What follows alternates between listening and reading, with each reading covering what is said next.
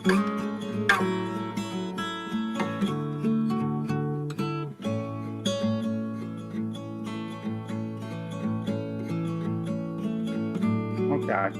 So this, I was actually taught this, like I said, I have meditation from the Indian gurus, from the same line as the Paramahansa Yogananda, that lineage of Kriya Yoga, and I did that for many years. And but then I stopped because of different reasons. Anyway, so I was sort of like, I had like one awakening of meditation, and then I went into a dark night of the soul and had another awakening of healing, which formed out language lessons of the heart. And then I went to sort of a sleep again and just wanted to live a normal life. So I did that for 10 or 15 years. And then around 2012, I awakened again. And that was with the Sasquatch people. First, it was the ET people came, and all kind of stuff happened with them. Very simple stuff, but you know. And then as the Sasquatch people came, they started coming, and I could feel them, which is the Yowie. I could feel them, and I was like connecting to them real strong and watching a lot of videos. And then I guess it was 2015 or 2016. Yeah, 2016. I was watching this video, and well, first of all, the Sasquatch people really give me some attention and love because I'm doing this healing modality for humans, and they understand that humans got to do a certain amount of healing work because we got to clear out their energy and get connected to the heart again. So I was watching this video, and this lady was talking about Sasquatch and how Sasquatch go invisible, how they go invisible. And what they were talking about is they meditate on their heart. They breathe into their heart. And when they breathe into their heart begins to glow. And then their heart overfills with light, and they fill up their whole body with light. And when that happens, then they can just go out of this dimension because they're actually filled with light. That's how Sasquatch become invisible. That's how the ET people become invisible. And then, you know, they can come in your house. And that's what they do to us when they take us through the house or through the wall to go on a craft. All those people who've been taken on a craft, they just come down and vibrate your energy until you turn into light. And then they just take you through the wall or through the ceiling or out of your car. And it's a very natural process. It's as natural as going to sleep.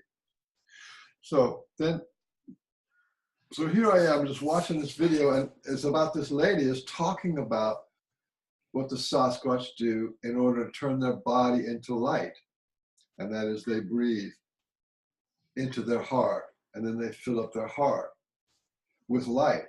So the air is light. And when you breathe it in, you're breathing the air as light. So it's actually a gas to us, but the gas is actually made out of light. For them, they see it as light. And you fill up your heart, and then from your heart, it overflows. So I was watching this, right?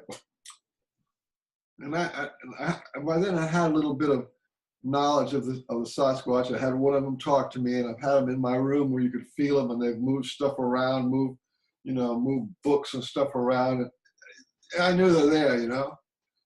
So I'm watching this video of the lady talking about heart light meditation. And so I'm sitting here and I'm thinking, the thought comes in my head, oh, I could never do that. You know, it was like the thought, I could never do that. And as soon as that thought happened, this invisible hand, it's the size of a big baseball mitt, went right into my heart, right? And it was like, it just held it in there. And as soon as that happened, because I had been initiated into Kriya Yoga, which is an energy transference from the teacher to the student, right? it's just like it's like a frequency, a life force frequency that goes to you, and you focus on that life force frequency in your breath, and that's how you do Kriya. Well, as soon as he put his hand in my heart, I knew what it was like that. He was giving me the frequency of the heart, like meditation. And then he started breathing me. So I was going, you know, and I was like, okay, it's like, right then you just immediately surrendered and just went with what was going on. So here I am with a 9 foot invisible Sasquatch hand inside my chest, starting to feel love and bliss. I'm going, anyway, so that was, I think in 2016, and I've been doing that meditation ever since. And so what it's actually about, and this is important, what it's actually about is it's not so much that we can disappear, but what they said was, when you fill your heart with light, then the spirit world can see you. And that was really profound, and which I think is true. So that means the trees can see you, the air spirits, any spirit can see you when your heart is vibrating with that light. In the other realm, they see that as a glow. And although, to tell you the truth, then the spirits can come. Like one time, I guess only one time, I was laying in bed, right, and was doing the breathing, right, the kind of breathing, and then the Sasquatch people or somebody came, and they took over my breathing, and then they made it from just like normal kind of breathing to like really heavy, right? And they got me going for a while. And here I didn't have to do it. It was like when the body takes over and breathes by itself. I didn't have to do it. And so that was going and going and going, and it went on for like maybe 5 minutes. And I was starting to get kind of, your body gets tingly when you start to do too much. Yeah. Which is actually what that is your body's filling up with light. Anyway, yeah. So I was just about, kind of like really feeling like maybe I should stop. And I looked down. I got up, sort of set up a little bit and looked down, and my left leg was gone. I could see the bed right through it. That's my right leg sitting there, just sitting there, and the left leg just gone. And and I felt nothing. Okay, here's the thing: you don't feel that. You don't feel dramatic. You don't feel like something happened. It's completely seamlessly natural. So, and then in a blink of an eye, I came back, and So anyway, that's the story. And that's wow. Huh? Wow. Yeah. Well, okay. Well, but don't think that I can turn myself invisible. What I did was I filled my heart full of light, and then the spirit, whether it was a Sasquatch or some other spirit, came, and they boosted me up enough for me to know that little bit of information. You see what I'm saying? So yeah. Really turning yourself into the spirit, turning yourself into light is not something you do by pulling up your bootstrap. You bring in enough light inside yourself, and then the spirit world will come and see you, and then they will lift you. That's the way I see it. Mm-hmm. So it's probably one of the most easy meditations. It's like the least amount of mental activity that there is. Well, here's the trick: is you have to want to do this. So you've already have this history of needing to control your heart. So that discipline your mind so that means I have to do this, I have to do that, I want to do this, right? And that's the energy you have to have this in order to make it a habit. So let me show you how it's done and what you focus on. So just when you take a breath, just a normal breath through your mouth, right? I want you to feel your lips, your teeth, and your gums in the beginning of the inhale. right? You feel that coolness? Yep. That coolness? Okay, just take like maybe three breaths just to feel that coolness. Yeah. Okay, that coolness is actually the light. We think it's the temperature. It's like the temperature, but it's actually the light. So for the rest of doing this meditation, translate that air coolness into light. Now, you breathe that, you know, and this is just natural. You don't have to do anything heavy duty. You're just a normal breath. That'll come sort of like in a part two. Okay, now you did the 3 breaths and you could feel it in the front part of your mouth, okay? Now, with that same kind of concentration, feel it in the first part of your mouth and bring it back to the back part of your throat to fill your whole mouth with that same coolness that you had from your teeth and gums and tongue. Take as many breaths as you can until you fill up that part of your throat, the back part of your throat.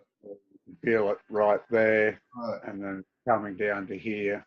Right. Yeah. And then you bring it down. Then you bring it down to your heart.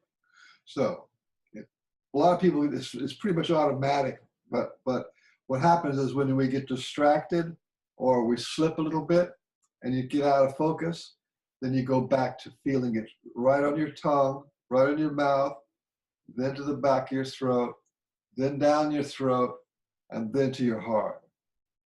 Yeah, that's the basic, and you have to want it. So, Yeah, for me, I understand what you're saying, and I get that. And for me, it not only goes right down from the heart, but because I'm a musician and a vocalist as well, not as good as I used to be, unfortunately, but age. But it goes right down to the diaphragm. You know, fills the heart, but extends right down to the diaphragm as well. And I get a lot of, I can see changes in my frequency because it transfers down to my diaphragm, and when it gets down to the diaphragm, it sends a message to my body that, yeah, okay, bring it down a little bit because you're getting a little overexcited, or it could be say raise up a little bit, because with vocal work, with singing, a lot of it's in the diaphragm. When you want to control a note and work it, it's not about pushing air out of your lungs.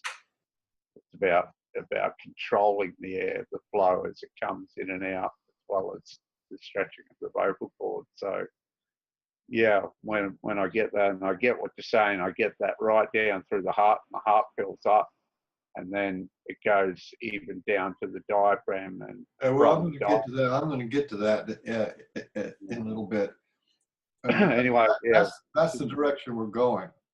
Yeah, out to every part of your body. But so let's start again. Now, this time when you do it, on the in breath, say I, and the out breath, want.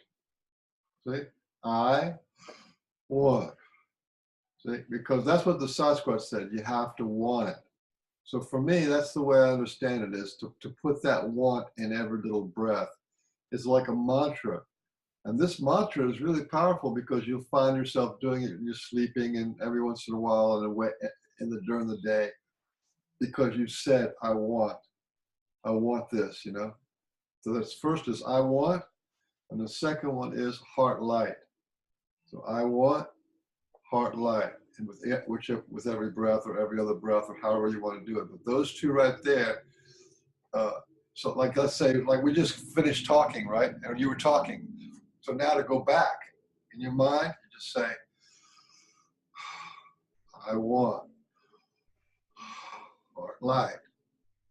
And that'll just bring you back in.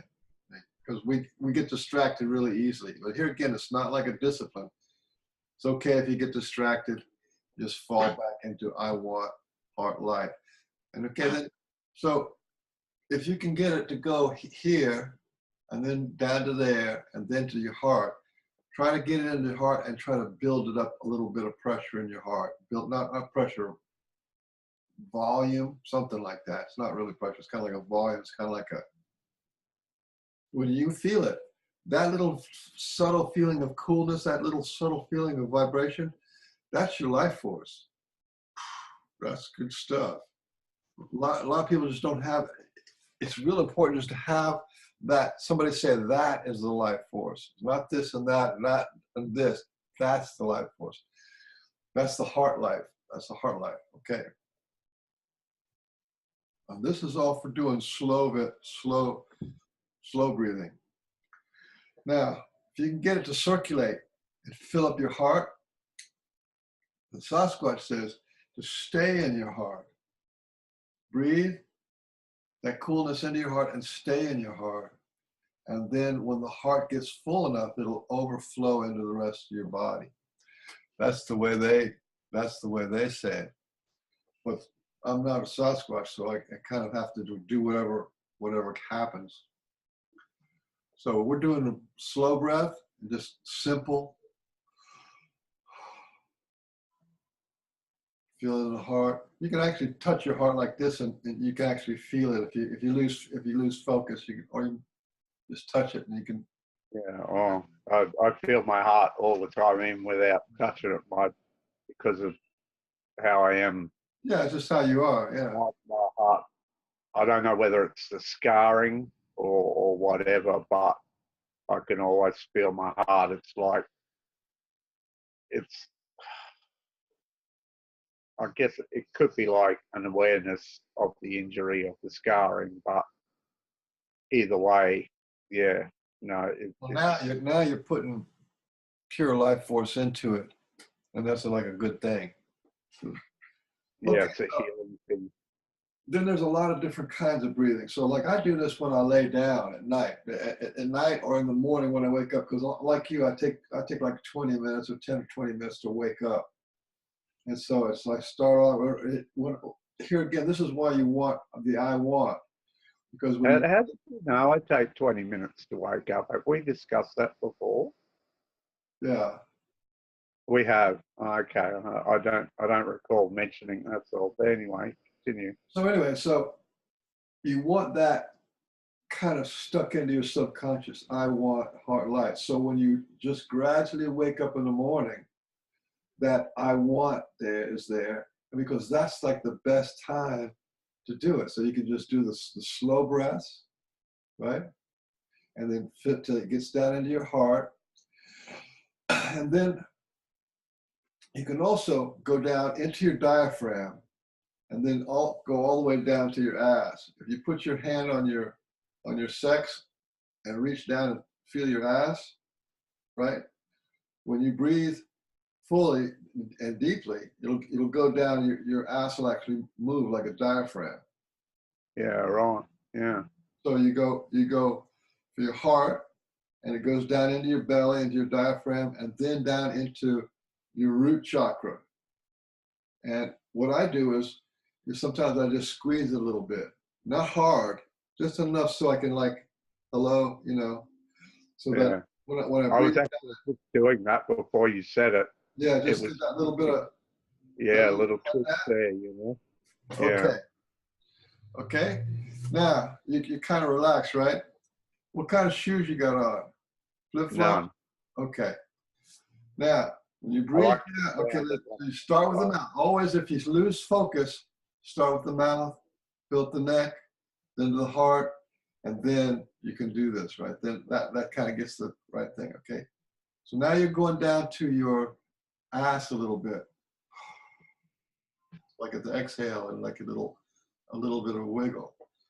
Now, just for a second, when you breathe, take your toes and go like this, same as your breath. So you go all the way down, feel your ass, and then just wiggle your toes with the breath. Yeah, I call it making fists with my toes. Exactly, yeah. Or you can do this, like with your toes, you just like, you do that, you stretch it. Right? Yeah, right. Okay. So that is just like this, and then stretch it. So what that does is, So after you get the connection, you feel the energy go down to your belly, into your ass, down your legs, and into your toes. And you can actually feel that that's where the light goes. And it's this all this, you know, like when people naturally stretch, cats stretch, people stretch, that's letting the light in. I didn't never know that. I just thought it was like a muscle thing. That's it's like really, creating an antenna, isn't it? You know, yeah, sort of. letting the light in. And that's what the Yeah. that's what the breath is. Okay, so then you and then you can do the same thing with your hands. So when you breathe, when you get down to your feet, you can also do it with your hands. And this, when you change up the rhythm, because at some point when you're doing a slow breathing, especially if you're laying down, then you get this kind of automatic panting. Then if you get that automatic panting, in other words, your body just kind of takes over and wants to do that, that's a good. You want the body to be in control, not the mind, not the agenda, just the body. And it starts panting. You're right. So you're saying like you want to get to a point where you're not actually having to think about it too much. It just takes over naturally because Oh, the body knows what to do to fill itself up with light when you start just saying, okay, this is what we're doing. And then it'll start doing that. And it can go anything from just mildly to like really heavy. It's not something you have to do. It'll just happen by itself. Okay. And when that happens, okay, so now you're going from your mouth to the back, in your throat, down into your heart, down into your solar plexus, down into your sex, and into your root chakra, down into your legs. Okay. If you want, in bed, you roll over, still doing the same thing, and you breathe into your back. So it's like, those are your wings. You can actually feel the energy move through your body like that. I tell you this process, and then you know, like then you, whatever, and then you roll over on the other side and do that. So you're breathing, like right now we breathe with the front of our body. But if you roll over, you can breathe through the back of your body. That's basically it. What's important about this, just for you, is that there's a chakra here and a chakra here. That's why you want to breathe into your hands and your toes. It connects it all up and it gets the breath to going into your whole body. And there's a chakra here and a chakra here, one on each foot. So 7 plus 4 is what? that's 11, yeah. And that's where the 1111 comes in. This is Oh, it is to use our 11 chakras filled with light, and then the 11 chakras of your spiritual realm, you know, 11 below, 11 above. right. Yeah. So that's basically it. And the thing is you don't really have to. All the thing you really have to make effort in is to feel the coolness in the beginning, and then make sure. And then if you lose it, because you know you're going to do this, it's easy to lose it. And then if you lose it for a little bit, then you just start all over from the very beginning. I want heart light, and feel it, and then you can go right back into whatever it is. It's a fantastic way to wake up. Yeah, no, that's actually very powerful. It makes sense to me too, because like physically, I'm aware the whole heart thing. My arms play a big part in how my heart operates. When I do too much with my arms, it gets directly to my heart. I keep my leg strength up. I've got commercial quality gym equipment, the side room just over here. I've got a core workout machine. step machine, and the whole family uses that as well as a bike type machine as well, and weights and whatnot. So my son gets right into it at the moment. You know, he's doing his weights and stuff and working on his. But yeah, for me, the arms are very related. What happens with my arms dictates how much energy I'm going to have in my heart. When I'm doing something heavy with my arms, 20 minutes, my heart's feeling it, and I've got to take a break. You know, the leg.